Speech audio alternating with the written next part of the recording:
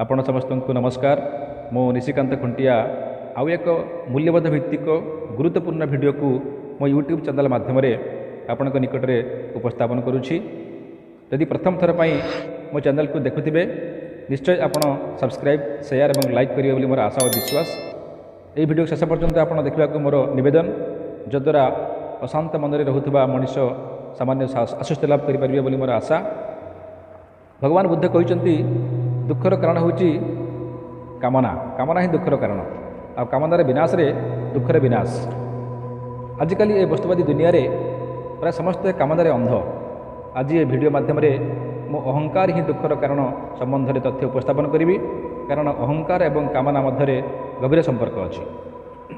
मर्यादा पुरुषोत्तम भगवान श्री रामचंद्र लंका जय करने पर अयोध्या प्रत्यावर्तन करते समस्त नगरवासी अत्यंत उत्फुल्लित हेले, आनंदित हेले।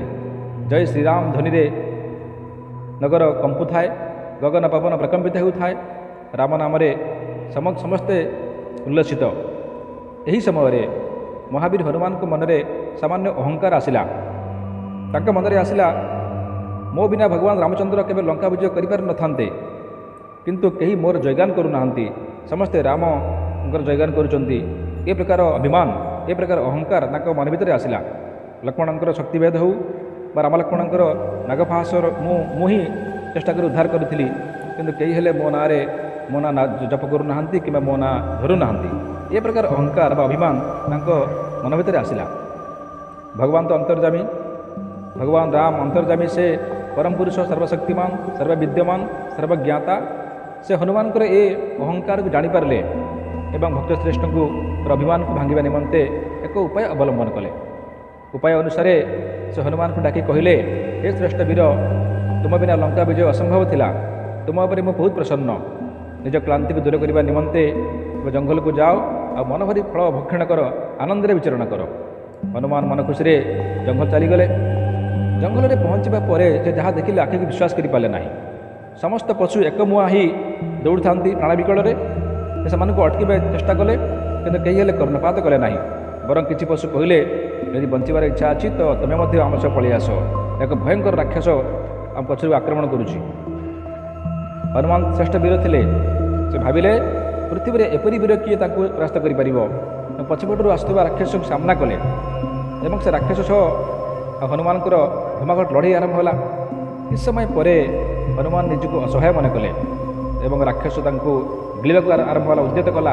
ठीक एति बेले हनुमान रामनाम जप कले। रामनाम शुणी राक्षस कहले, तुम्हें रामकर भक्त निश्चय, जाओ मैं तुमको जीवन दान देली। एतिर हनुमान लज्जित अनुभव कले एवं निजर अहंकार बुझीपारे और कहले, मत क्षमा करंतु महाशय, अहंकार वशतः मुझे जानीपारि ना आपण किए, दयाकोरी आपणकर परिचय दिंतु।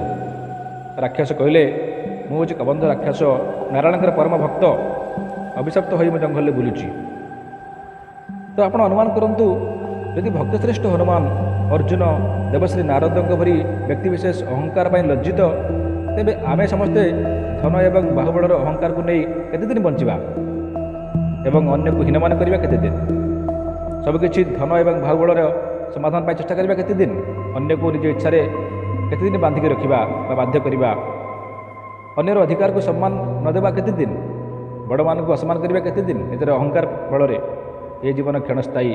अहंकारी मनीष घृणार पात्र, लज्जार पात्र। किछि दिन पाई लोके तुमको भय करिबे सिना, किंतु भगवान के द्वारा रे आमे तुच्छ प्राणीते परी। तेणु अहंकार दूरे रुहतु, निजर धन बल को अन्यर सेवार उपयोग करंतु, किंतु भगवान को अर्पण करंतु। निजर धन मन को बल को प्रार्थना करंतु, हे प्रभु मत क्षमा करंतु, विनम्र हुए, भद्र हुए, शिष्ट हुए, अन्यर मंगल करे, मोर व्यवहार क्या आघात न देउ। कारण अहंकारी जानी थाए जे ताको लोक माने अंतरे भल पाती ना। ऊपर मनरे सीना संपर्क रक्षा करुचंती, आ भल मनुष्य माने ताको क्षमा करुचंती, किंतु लड़ाई करंतु निजर अहंकार विरुद्ध रे। देखिबे समाज रे तुमे प्रिय पात्र होई परिबो। भगवान बुद्धंकर जो बाणी थिला, बुद्धं शरणं गच्छामि, धर्मं शरणं गच्छामि, आ संघं शरणं गच्छामि। यदि आम समस्ते से भगवान बुद्धंकर चरण रे समर्पित हवा, आ धर्म आचरण करिबा, संघ आचरण करिबा, ताले मन शांति आसब, सौहार्द आसब, आउ समृद्धि आसब। समस्त प्रकार अहंकार मन दूरे ଭଗବାନଙ୍କର ପାଦପଦ୍ମ ନିଜେ ସମର୍ପଣ କରିବା ଏବଂ ଯେତେବେଳେ ଅହଙ୍କାର ଭାବନା ମନ ଭିତରେ ଆସିବ ଆମେ ଭାବିବା ହେ ପ୍ରଭୁ ମୋତେ ରକ୍ଷା କରନ୍ତୁ, ମୋ ଦ୍ୱାରା କିଛି ଭୁଲ ନ ହେଇଯାଉ।